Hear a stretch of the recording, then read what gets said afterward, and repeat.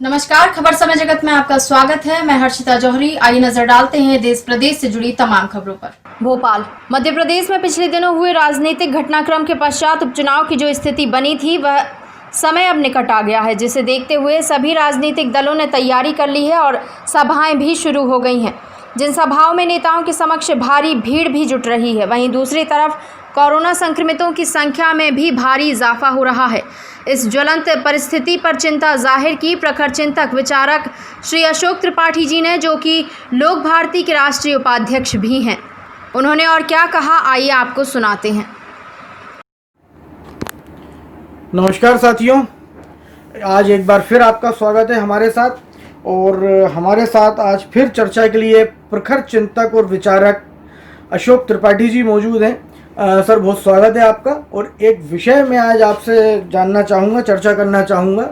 बहुत ही ज्वलंत विषय है। पिछले दिनों जो मध्य प्रदेश की राजनीति में जो घटनाक्रम घटे, उठापटक हुई, जिसकी वजह से आज 28 सीटों पे उपचुनाव की स्थिति निर्मित हो गई है। हालांकि कुछ सीटें विधायकों के निधन से रिक्त हुई हैं, लेकिन जब आज कोरोना की ये स्थिति पूरे देश प्रदेश में है, क्या ऐसी स्थिति में चुनाव होने चाहिए?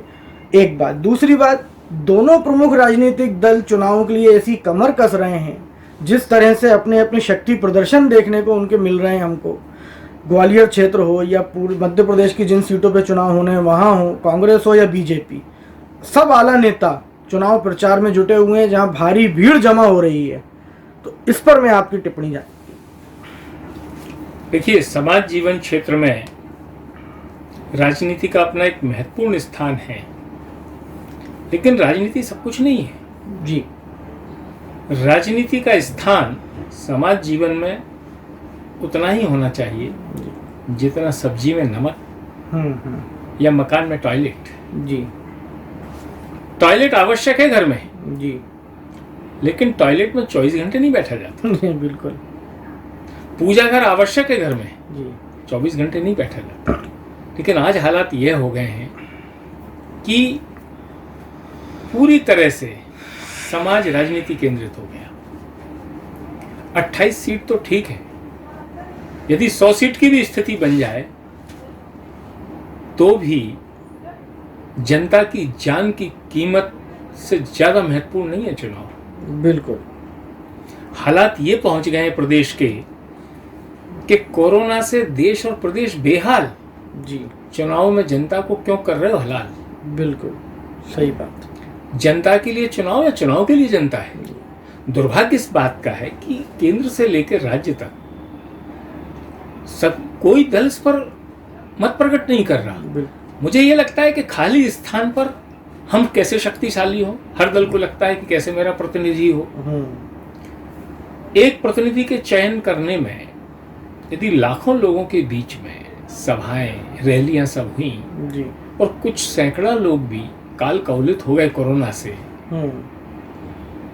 तो ये क्या ये विधि सम्मत और न्यायपूर्ण है? एक व्यक्ति को चुनने के लिए हम सैकड़ों लोगों, हजारों लोगों की जान खतरे में डाल दें? बिल्कुल। दूसरा, जब अभी हाल ही में एक स्वागत योग्य निर्णय प्रदेश के शिक्षा मंत्री के हवाले से आया है जी, कि केंद्र की अगली गाइडलाइन जब तक नहीं आएगी जी, स्कूलों के बाद तक हम स्कूलों के विषय में निर्णय लेंगे। नहीं तो बीच में तो लगने लगा था जी कि विद्यालयों के रोजगार जी पे बच्चों को दांव पे लगाती सरकार। ये लगने लगा था कि क्या ये चिंता हो गई है कि विद्यालय, उनका स्ट्रक्चर, उनके स्टाफ का क्या होगा, इसलिए खोलना जरूरी है।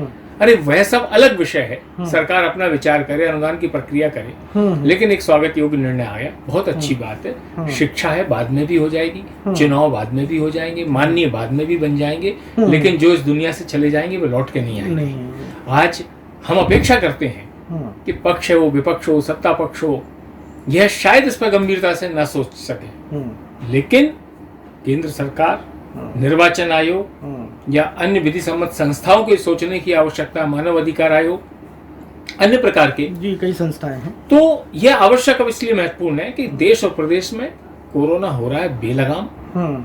हाँ, किसी स्टेज पे पहुंच के वो अपवर्ड ना होकर डाउनवर्ड होने लगता तो एक विचार नहीं है कि नहीं अब ठीक है, नियंत्रण में आते अभी तो निरंतर संक्रमण डे बाय डे संक्रमण बढ़ रहा है, डे बाय डे मौत बढ़ रही है, जहां हमारी देश में एक निश्चित रूप से प्रधानमंत्री जी के कारण एक वैश्विक प्रतिष्ठा बढ़ी है, लेकिन दुखद पक्ष ये भी है कि हम कोरोना में भी शीर्ष पर पहुंच रहे हैं विश्व में। बिल्कुल। तो हम ये ऐसी मूर्खता बेवकूफ़ी ही शब्द का हम कहेंगे इसको, हम पहले इसको किसी नियंत्रण में डाउनवर्ड पोजीशन में लाएं, तब उस पर विचार करें। मुझे लगता है कि दल यदि सत्ता की शक्ति हासिल करने की ललक में ये ना सोच पाए तो निर्वाचन आयोग का ये नैतिक दायित्व है कि कम से कम कोरोना के इस बेलगाम होते वातावरण में जनता को सुरक्षित रखे। क्यों कि जनता सुरक्षित रहेगी और चुनाव जनता के लिए है और जनता चुनाव के लिए जनता नहीं है। इस दृश्य को ध्यान रखते हुए इस पर निर्णय करना चाहिए। धन्यवाद।